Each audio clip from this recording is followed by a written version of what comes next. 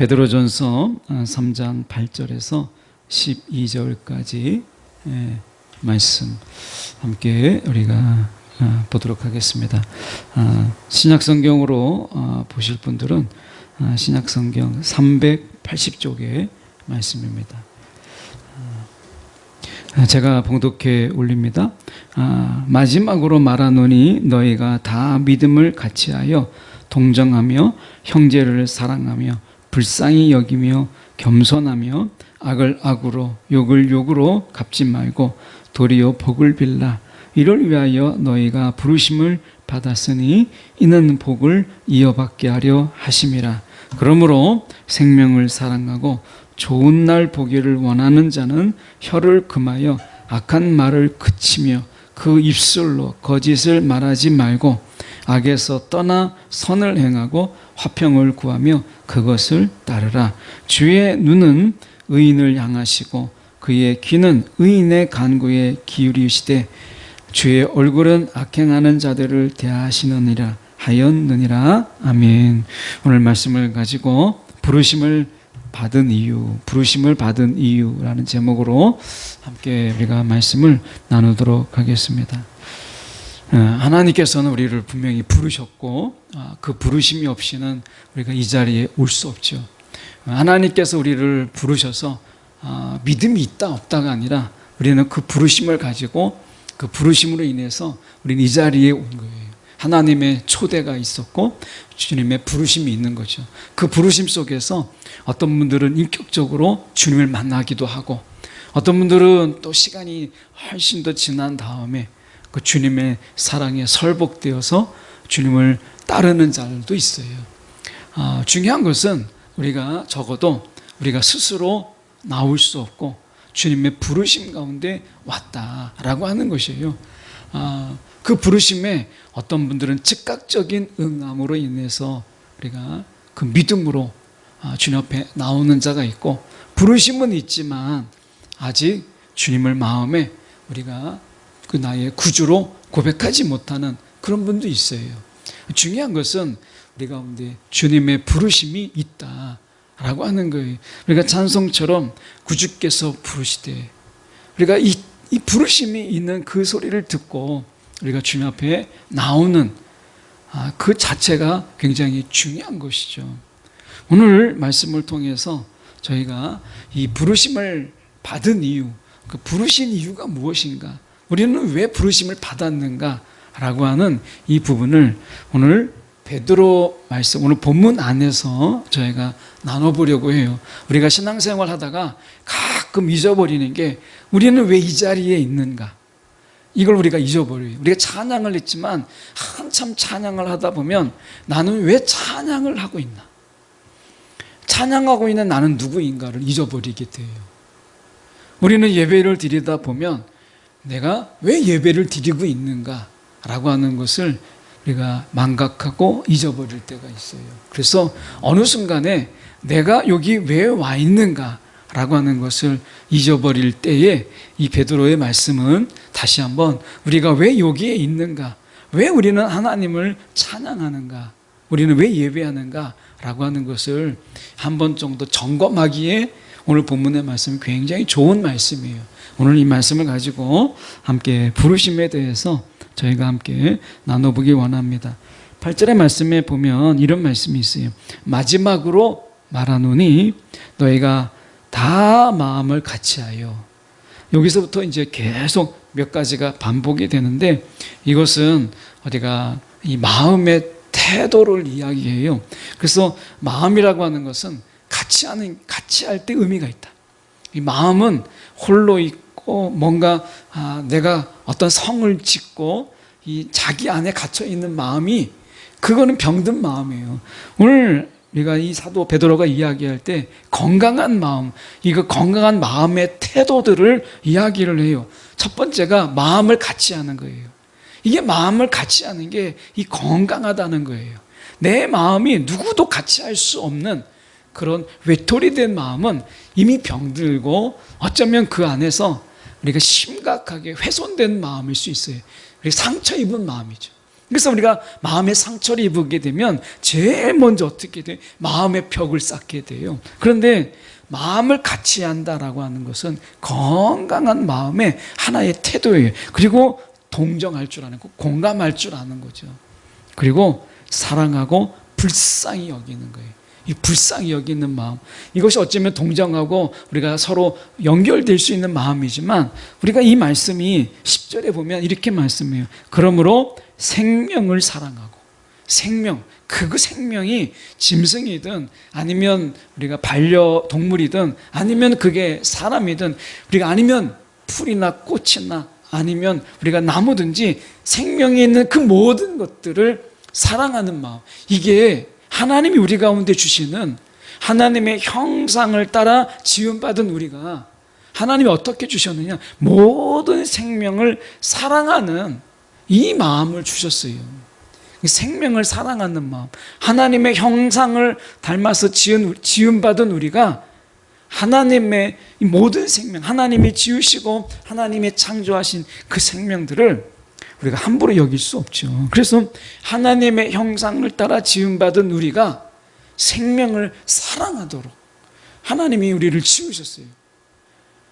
아마 우리가 하나님 앞에서, 우리가 우주 만물을 모두 지으신 하나님께서, 우리가 하나님 앞에 우리는 사실은 바닷가의 그 모래알보다도 더 작은 존재예요.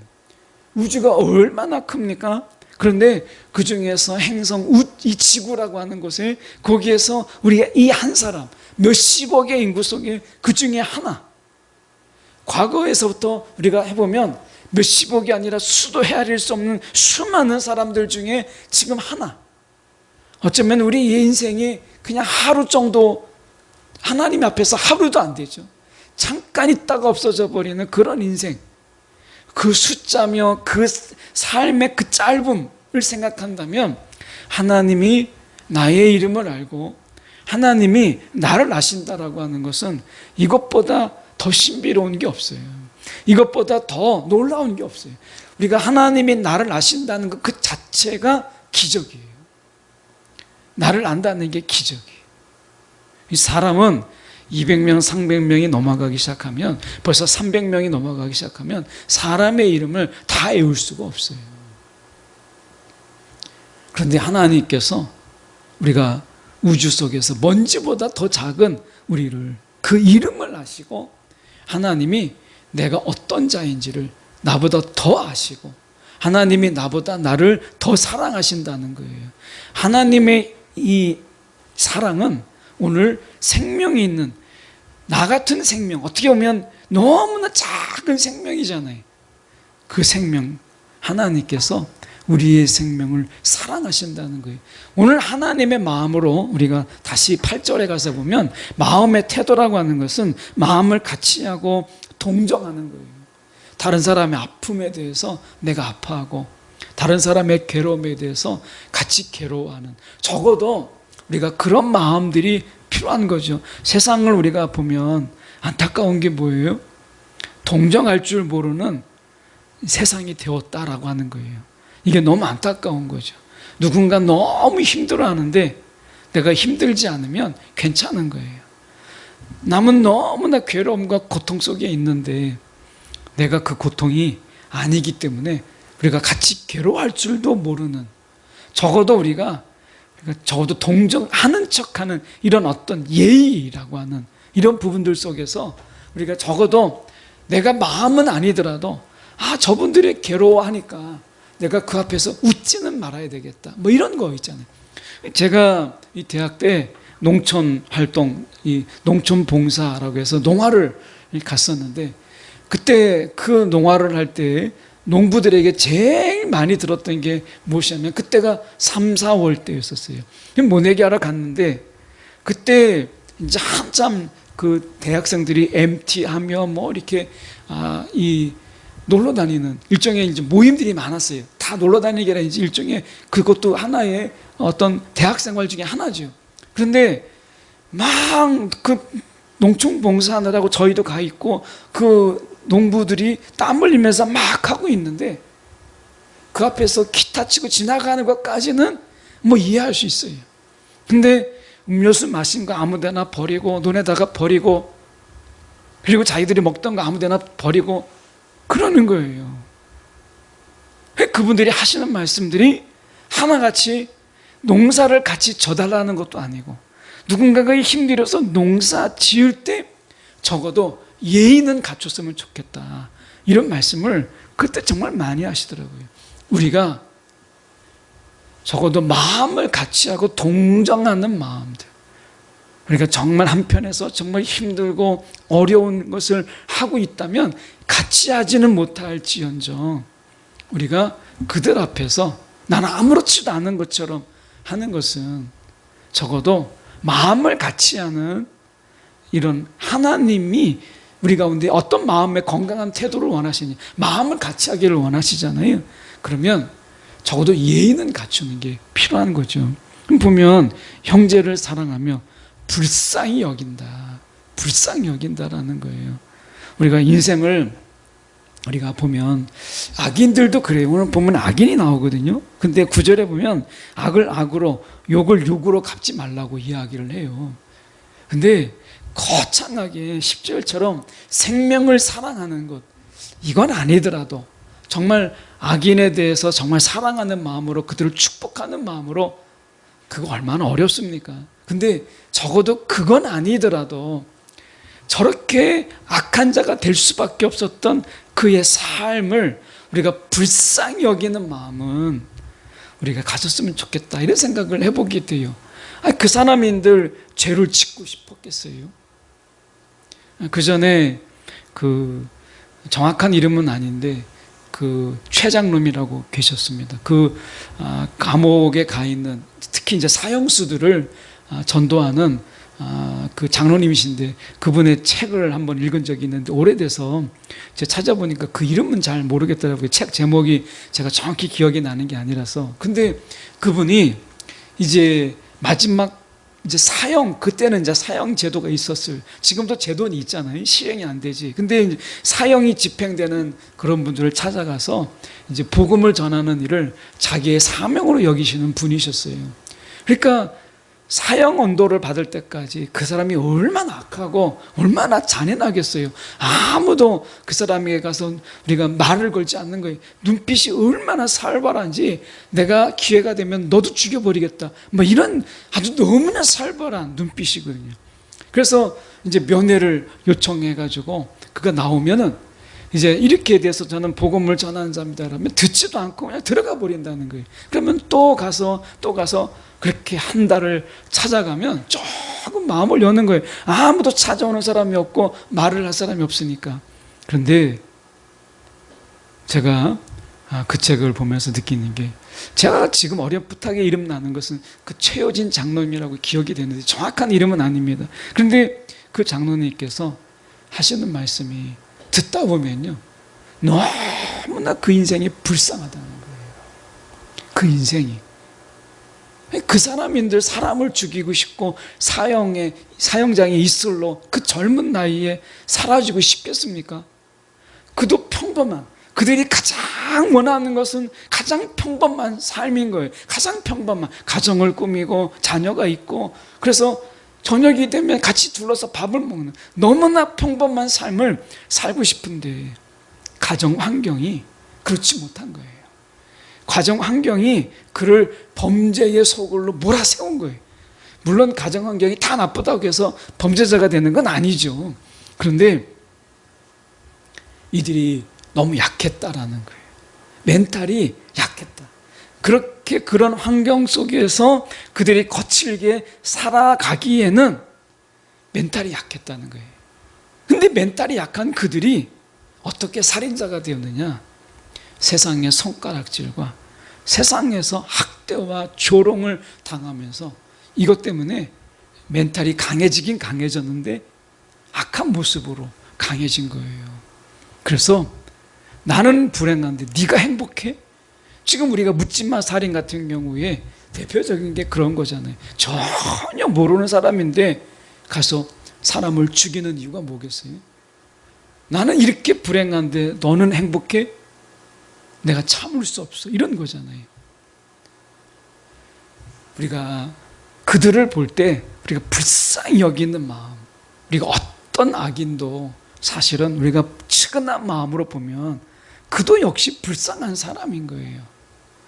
우리가 어떻게 보면 그들을 사랑할 수는 없어도 적어도 우리가 불쌍히 여기는 마음, 이거는 좀 있으면 좋겠다, 이런 생각을 좀 해보게 돼요. 우리가 어떻게 보면 이 세상을 살아가는데 우리가 모든 사람을 사랑하라, 이웃을 내 이웃을 내 몸과 같이 사랑하라, 이게 얼마나 간단한 말이면서 얼마나 어려운 말이에요. 이거는 저 역시도 내 이웃을 내 몸과 같이 사랑하라, 이거는 너무 어려운 것 같아요. 예. 이거는 정말 어렵더라고요.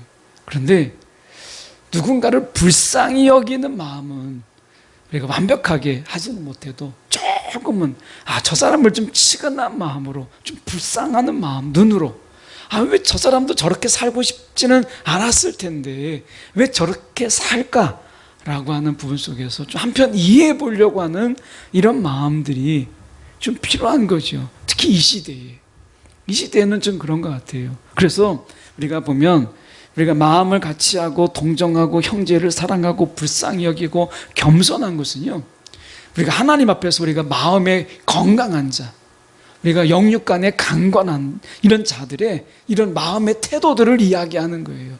지금 베드로가 우리 가운데 이런 마음으로 우리가 세상을 살아가라라는 거죠. 근데 이 마음을 가만히 보면 예수 닮은 마음들이에요.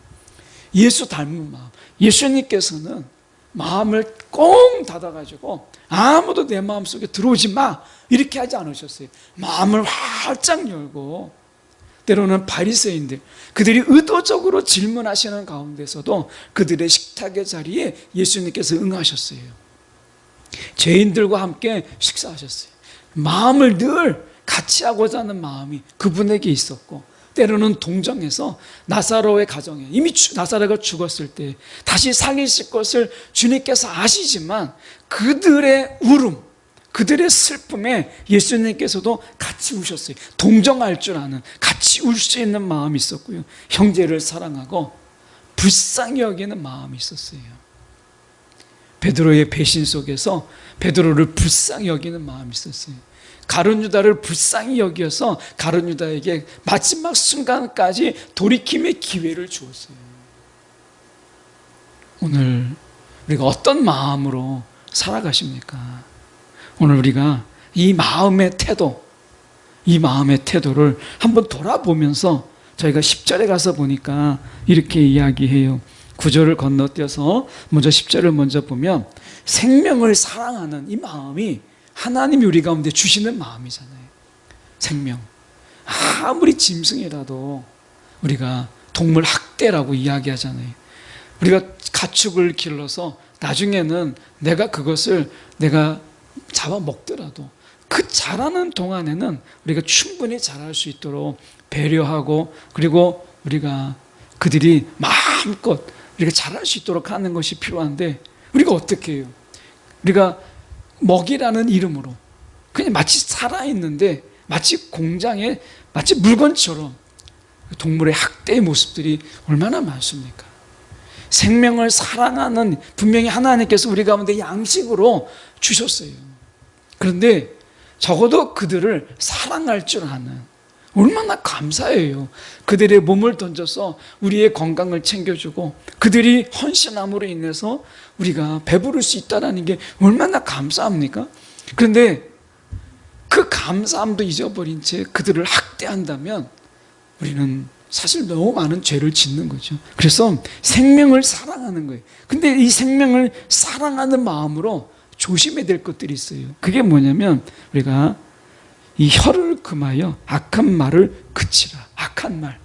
이 악한 말이 뭐겠어요? 인격을 파괴하고 언어적 폭력을 사용하고 그리고 언어적으로 무시하는 이런 말들, 우리 악한 말들이죠. 들으면 상대방이 정말 그 자존감이 상하게 하는 이런 말들, 그리고 그 입술로 거짓을 말하지 말라라고 얘기해요. 이거는 뭐냐면 이 거짓말과 악한 말은요, 앞에서 말하고 있는 사랑을 쉽게 만들고 마음을 해치는 것들이에요. 우리가 사랑을 쉽게 만들 머리는 사랑을 쉽게 하는, 사랑을 뜨겁게 해야 되는데 사랑을 쉽게 하는 말들, 그런 말들을 우리가 삼가 조심하라는 거예요. 오늘 우리가 서로 마음을 다해서 서로 사랑하고 불쌍히 여기고 하는 이런 마음으로 살아가려고 할 때 우리가 우리의 말과 혀를 조심하라는 거예요. 이것은 사랑을 우리가 하지는 못할 망정 상처를 줘서는 안 되잖아요. 우리가 사랑을 주지는 못할 망정 다른 사람의 마음에 우리가 상처를 주고 그들을 우리가 자존감이 상하게 만드는 이런 말들은 우리가 하나님 앞에서 죄를 짓는 거예요. 그 사람에게도 우리가 해를 끼치는 거지만 사실은 우리가 죄를 짓는 거예요. 인터넷 세상 속에서 우리가 내가 누구인지를 모르는 무명, 어떻게 보면 그 속에서 자신의 이름이 감추어진 이런 속에서 자신의 실명이 드러나지 않는 그 속에서 숨어 있잖아요. 숨어서 어떻게 보면 익명 속에 숨어서 던지는 많은 말들, 이런 것들은 죄라는 거예요. 죄. 예. 그래서 우리가 사랑은 아니더라도 상처는 주지 말아야 되겠다, 이런 마음은 우리가 가져야 되잖아요. 그 사랑은 아니더라도 우리가 다른 사람을 우리가 언어 폭력에 의해서 해를 주는 것은 결국 우리의 마음을 도리어 악하게 만드는 일이에요. 이것은 하나님께서 우리가 기뻐하지 않는 거예요. 왜 기뻐하지 않느냐면 이 부르심에 합당한 삶이 아니기 때문에 그래요. 우리가 부르심에 합당한 삶이 9절에 나옵니다. 그 부르심에 합당한 삶이 뭐냐면 도리어 복을 빌라, 이렇게 말씀하세요. 악을 악으로 갚지 말고 욕을 욕으로 갚지 말고 도리어 복을 빌라. 하나님께서 우리를 부르신 이유가 무엇이냐면 복을 빌게 하기 위해서 우리를 부르셨다는 거예요. 다른 사람을 축복하기 위해서 우리가 부름받은 자예요. 저와 여러분은요, 하나님이 부르셨어요. 무엇 때문에? 다른 사람을 축복하게 하기 위해서. 이게 우리의 부르심의 이유예요. 여러분, 오늘 얼마나 많은 사람들을 축복하셨어요. 제가 한번 이 말씀 때문에 한번 저도 해봤어요. 그러니까 길을 지나가다가 모르는 사람이 지나가요. 근데 그를 보면서 제 마음속으로 그를 축복하는 거예요. 담배를 피는 사람이 지나가더라고요. 제가 축복을 어떻게 했냐면, 하나님이 저 담배 맛을 잃게 하셔서 하나님 저 건강이 회복되게 해주세요. 그 짧게 지나가면서 그렇게 제가 축복하는 거예요. 지나간 사람이 너무, 이유는 모르죠. 그런데 너무 우울하고 시름에 가득한 사람이 있을 때 하나님 저 사람의 얼굴을 하나님 바꿔주세요. 그렇게 하고 지나가니까 계속 기도가 되는 거예요. 여러분, 우리가 정말 축복하는 거, 입을 열어서 우리가 축복하는 것도 필요하죠. 때로는 우리가 전도할 때 그런 축복을, 우리 축복의 기도를 하기도 해요. 그런데 우리가 때로는 지나가면서 하나님께 저 사람을 향해서 축복의 기도를 하는 거예요. 오늘 아침에 이렇게 집 앞에 나오는데 이 할머니, 연세가 많으신 분인데 더운 날씨에 이 폐지 박스, 종이 박스를 주스러 다니시는 분들이 계시더라고요. 근데 저희 집 안쪽에 이렇게 들어오게 되면 차 한 대가 있어가지고 일부러 깊이까지 들어와야 박스가 있는지 없는지를 보게 되는 거예요. 근데 그 할머니께서 일부러 들어오시더라고요. 이거 차 뒤에 혹시 박스가 있네, 이 기대하는 마음으로 들어오시는 것 같아서 제가 할머니 죄송합니다, 이 박스가 이 안에 없어요. 제가 있으면 그때는 있다고 말씀을 드리거든요. 저 안쪽에 박스가 많이 있으니까 가져가시라고 그렇게 말씀을 드려요. 오늘은 없어서 얼마나 제가 미안한지 제가 속으로 기도했어요. 하나님, 오늘은 빈손으로 나가지만 하나님 다음에는 더 많은 박스를 줍는 그 손이 나중에 주님이 주시는 것으로 채워주세요. 그렇게 기도하니까 축복할 사람이 너무 많더라고요. 하나님 우리를 부르신 이유가 무엇이냐? 축복하는 자로 부으셨다는 거예요. 하물며 우리가 모르는 사람을 축복하는데 우리가 우리의 가족과 우리의 자녀들, 우리가 지체들, 여러분 매일 축복해 보세요. 우리가 중보기도 우리가 많이 할 게 있죠. 하나님 그들을 건강하게 해주시고 그들의 아픔을 우리가 하나님 위해서 기도하잖아요. 아픈 자들을 위해서 기도하고 우리가 신앙적으로 조금 식은 분들을 위해서 기도하잖아요. 그런데 축복해 보세요. 하나님 그들을 축복하는 거예요. 그들의 이름으로 축복하는 거예요. 그들의 이름을 드려가면서 하나님이 우리를 부르신 분명한 이유가 뭐라고요? 축복하는 거예요. 그래서 말씀이 이 복을 빌라, 이 복이라고 하는 것은요, 인간이 누릴 수 있는 최고의 복을 이야기하는 거예요.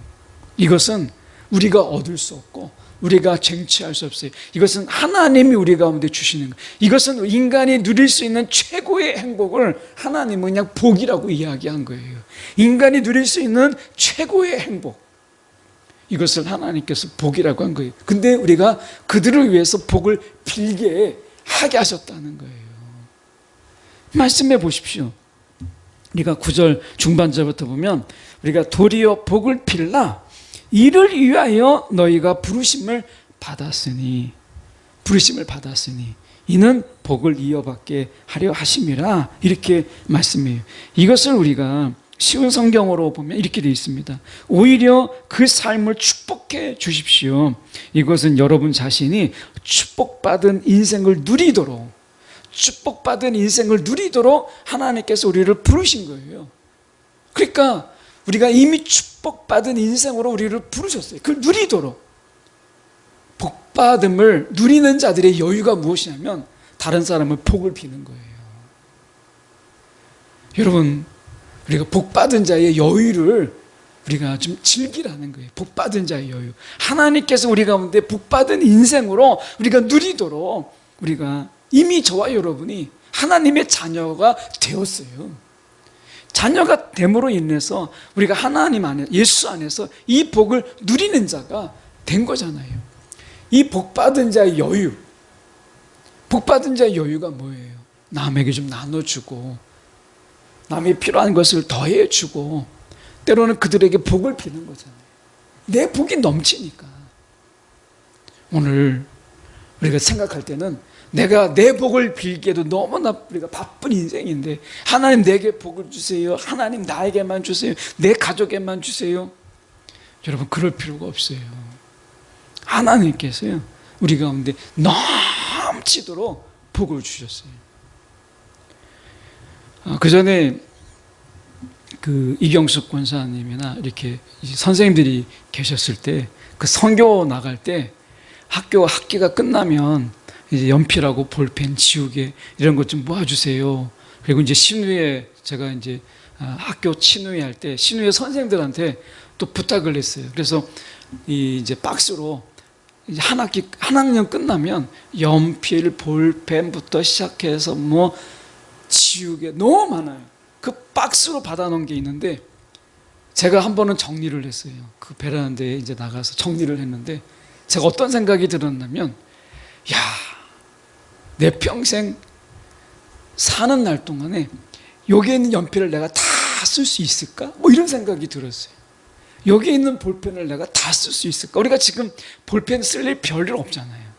다 핸드폰, 스마트폰으로 하지 연필 쓸 일 별일 없잖아요.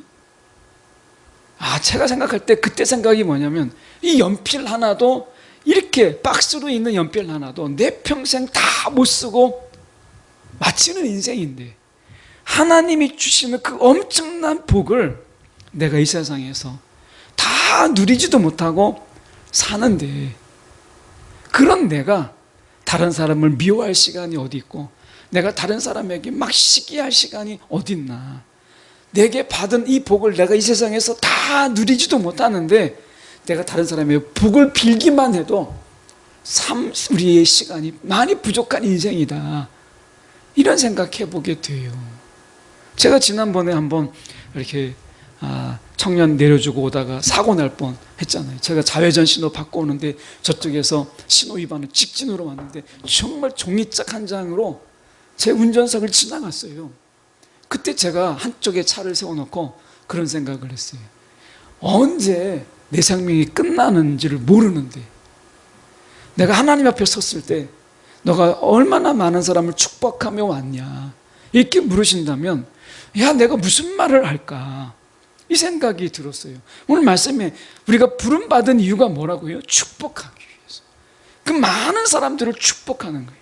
하나님이 우리를 늘 새로운 사람들을 만나게 하시잖아요. 길을 통해서 만나는 거예요.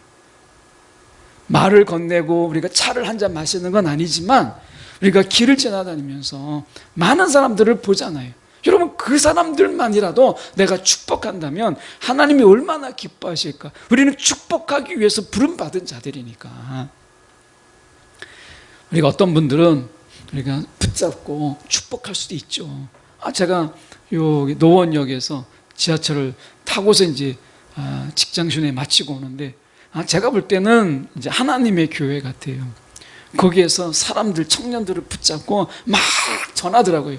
제가 옆에 가서 들어보니까 너무 가짜게 내용도 엉터리인데 막 끼려고 하다가 보니까 이건 또 싸움 나겠다 싶어가지고 그냥 기도했어요. 하나님, 이 청년들의 귀가 닫히게 하셔서 저가 전하는 것을 듣지 못하게 하시고 전하는 자의 말이 갑자기 어눌해져서 얼마나 막 말을 잘하는지요. 하나님, 그 입이 갑자기 둔해져가지고 하나님 말이 막히게 하시고 저 듣는 청년들로 하여금 하나님 귀가 막히게 해달라고 제가 기도하면서 왔어요. 우리가 오며 가면서 만나는 사람들을 축복만 해도 하나님이 기뻐하시는 삶을 살지 않을까, 이런 생각을 해보게 돼요. 저와 여러분은요, 우리가 이 세상에서 복을 나누어 줘도 우리가 넘쳐나는 복을 받았고 복을 나누어 줘도 넘쳐나는데 하물며 복을 비는 것, 그것은 얼마든지 할 수 있도록 우리를 부르신 거예요. 그래서 우리가 하나님이 저와 여러분을 왜 부르셨느냐 다시 한번 우리가 확인해 보면 복을 빌라, 이를 위하여 너희가 부르심을 받았다, 이 분명한 말씀이 우리 가운데 있잖아요. 그러면서 12절에 이렇게 결론을 내요. 보면 주의 눈은 의인이 누구예요? 복을 비는 자죠. 여기서 우리가 본문에서 의인을 찾아보면 곧 우리가 복을 비는 자예요. 주의 눈은 복을 비는 자를 향하시고 주의 귀는 복을 비는 자의 간구에 귀를 기울인다는 거예요. 나는 가면서 복을 빌었을 뿐인데 하나님이 나의 기도에 귀를 기울이신다는 거예요. 그냥 복을 빌었을 뿐인데 하나님의 눈이 나를 향하신다는 거예요. 나는 그들에게 복을 빌었을 뿐인데. 여러분, 얼마나 은혜가 돼요. 나는 그들에게 복을 빌고 내가 그들을 향해서 복을 빌었지만 하나님은 그를 바라보는 게 아니라 나를 바라보신다는 거예요. 나에게 귀를 기울이신다는 거예요. 이게 우리의 삶이라는 거예요. 주님의 눈과 귀가 저와 여러분 가운데 있어요. 이 엄청난 복이잖아요. 하나님이 레이지파에게 하나님의 그들의 분깃은 하나님이에요. 이게 하나님이 우리에게 정말 그 하나님이 복이신데, 하나님이 그 복 자체이신데 하나님이 우리 가운데 계신다는 거예요. 반대로요, 악행하는 자들에게는 주의 얼굴을 보이시겠다는 거예요. 그 진노의 얼굴, 분노의 얼굴, 이것을 보이시겠다는 거예요. 오늘 주님이 우리 가운데 그 인자한 눈동자, 어떻게 보면 우리 가운데 더해줄 수 없는 그 사랑에 가득한 눈빛으로 우리를 바라보시고, 아이들에게, 우리가 어린아이들 우리가 보면 막 옹알이 할 때도 무슨 말을 하는 게 아닌데도 엄마는 어떻게 귀를 기울여요. 그 옹알이 속에서 그 아이가 뭐라고 말하는지를 들으려고 하잖아요. 하나님께서 우리를 너무나 사랑하셔서 귀를 기울이시는 거예요. 그 눈빛에는 사랑이 막 뚝뚝 떨어지는 거죠. 이게 우리를 부르신 하나님이 우리를 향한 그분의 마음이라는 거예요. 오늘 복을 빌라. 여러분, 이거 하나만 우리가 순종해도요, 이 세상에서 하나님의 눈을 우리 가운데, 하나님의 길을 나의 입술에 두는 엄청난 은혜를 누리는 거예요. 오늘 우리를 부르신 이유, 그 합당한 이유 속에서 우리가 살아가는 저와 여러분이 되기를 간절히 소망합니다.